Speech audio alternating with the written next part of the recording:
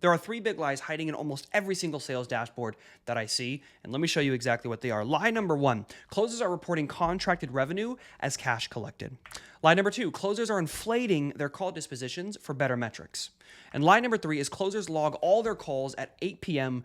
straight from memory. Now, before I show you what we've built, I want to show you what we're actually solving for, because these three lies show up for every single sales dashboard that I've audited. And once you see them, you can't unsee them. And to be clear, this isn't about closers being bad people. It's about the system that was designed. So the closers are more inclined to inflate their data for better pay, better results, better leads, whatever it is. So the system was designed for closers to inflate their numbers, inflate their data so that they look better, in turn getting better leads, more money, and staying on the team even longer. So let's break down lie number one. Lie number one. So closers are reporting contract value as cash collect. So the dashboard says $15,000. Your closers posted in the Slack channel. Everyone's excited. We're jumping through the roof. But your Stripe dashboard or Hyros or WAP, whatever you're using, shows $5,000. Why? Because this was a 3-pay payment. They paid $5K today, $10K later. That other $10,000 is a promise. That's not guaranteed money. If you run the math across that, you have 12 deals a month across 6 closers. The dashboard's going to say $400,000, but your payment processor is showing $180,000. Even then, your refund window could be 14 to 30 days, so that $180,000 isn't even final yet. So your CRM and dashboard shouldn't just be tracking the revenue. We want to see how much money is actually in the bank today. How much of the cash was actually collected today in real time. Instead of basing our numbers based off of revenue, which is fake numbers. That number's not even real yet. What came in today? Lie number two is that your closers are inflating their dispositions. So a lot of companies I work with reward closers by show rate, no show rate, cash collected per booked call, close rate, no matter what it is. And so your lead no-shows, they should mark it as no-show, but the lead cancels, they should mark it as a cancel. However, the lead no-shows, and some closers will say call pitched, no sale, or they'll mark it as a reschedule, so that it doesn't hurt their numbers as much. This drastically hurts us because if we don't have a full 360 bird's eye view of everyone across the entire team, how are we supposed to make real-time decisions about our business? We're making decisions based off of fake data that closers are inclined to make because that's how they're paid. They're rewarded when they have a higher show rate or cash collected per booked call or close rate.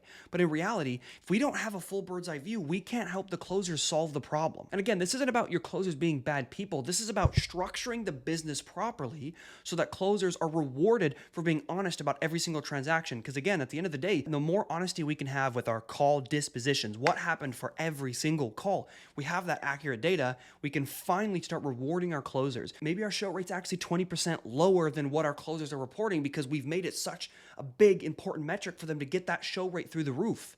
And so they started lying on those calls, and we have very little way to track and figure out, hey, did this lead actually show up or not? So how can we build a system to where we're getting that honest data and closers are still rewarded for being honest? And lie number three is that your closers are logging their end of days at 8 p.m. after they've already taken 6, 8, sometimes even 10 calls. The first call that happened at 8 or 9 a.m. is completely foggy. I don't know about you, but when I take calls at 8 a.m., I rarely remember what happens at 8 p.m. because the day's already over. There's no accountability per call. The form is basically just creative writing for your closers so that you can feel good because let's be honest, most people are not checking bulk end of days at the end of every single day. It's just not happening. All three lies exist for a reason. Nothing checks the closer's story against something that they don't control. So we built that. One system with automations underneath that make the lying impossible. So let me walk you through exactly what we built. So one system, some automations, zero room to lie. So the call gets booked and a form automatically gets populated for a closer call disposition. Every single call needs to have an individual disposition on the calendar, whether it was a no-show, reschedule, cancel, offer, no matter what it is. And a couple of the automations that we have is we have a calendar check. So we go to the calendar and we go ahead and check and make sure that the call was actually there, it was actually real. So the calendar is going to check all that data, and it's all verified in real time directly from the calendar. Was this call or was this lead on your calendar? The next one is going to be a contract automation. Again, these are just two of our many automations that help out our team. So the next one is the contract is firing the second the closer hits submit. So they mark the deal as one. Cash is $15,000, but the real cash collected was only $5,000. The contract auto fires and pulls total revenue and cash collected. So $15,000, if the closer reports it incorrectly, is going to show inside of the dashboard. The owner sees it, the client sees it, and so does the closer. So the closers have no way to take it back. We would have to void the contract. Next thing you know, the client might not even close if that closer makes that mistake on purpose. So that is eliminated. I have not had a single closer make a mistake on closer call forms since implementing this across all of my clients. Our revenue and cash collected is always accurately tracked. Here's one of the other automations that we have. We have a Fathom check in real time. So if a closer marks a lead as a no-show or a cancel or something, but we see from Fathom that they joined and it was actually a 15, 20-minute call, that lead should not be marked as a no-show or a reschedule or a cancel or something.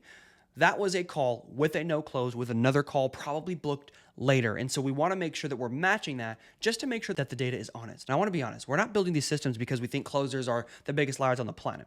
We want to make sure that the data is accurate because again, if we don't have accurate data, we're making poor decisions based off of poor data.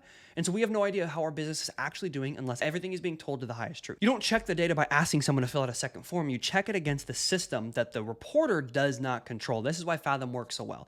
It's on the same call as the closer, but it's not the closer reporting on the call. The recording exists independently. So when the two sources agree, the data stands. When they disagree, it'll ping the sales manager or the offer owner and says, hey, we see a discrepancy here. Please tell us what's going on and what's wrong. Every disposition the closer fills out gets verified by the second it hits submit. The dashboard you stare at every single morning is finally going to tell you the truth. Your real numbers, your real cash collected, your real show rate, all of it always in real time. And that's the system. One disposition, few automations on the back end to track it, real time data always hitting the dashboard. So when you go to make decisions about your business, you're not making decisions based off spreadsheets and gut feelings and maybe this is right, we got to run a quick audit. You know it's going to be real 100% of the time. Now let me show you what we typically find inside of some of these coaching businesses that come to us before we put this in place. So there's 4 patterns that I usually see across all these teams. The contracted versus cash collected gap is one of the biggest ones that I see. So the reported cash on the dashboard is actually different than what's in the payment processor.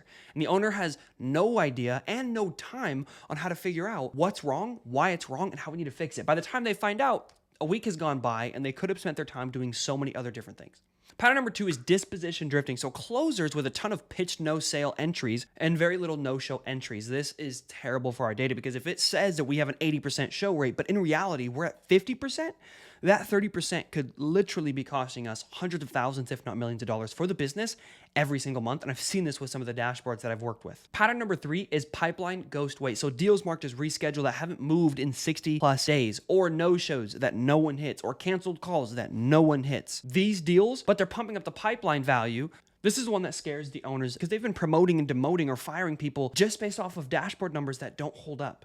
The top closer on the dashboard is sometimes the worst one in real life. The quiet closer who looks mid-tier could be the best one because they're being honest. Every single one of these patterns is what happens when the dashboard isn't being checked against anything. None of this inaccuracy needs bad people. It needs bad data design and zero verification.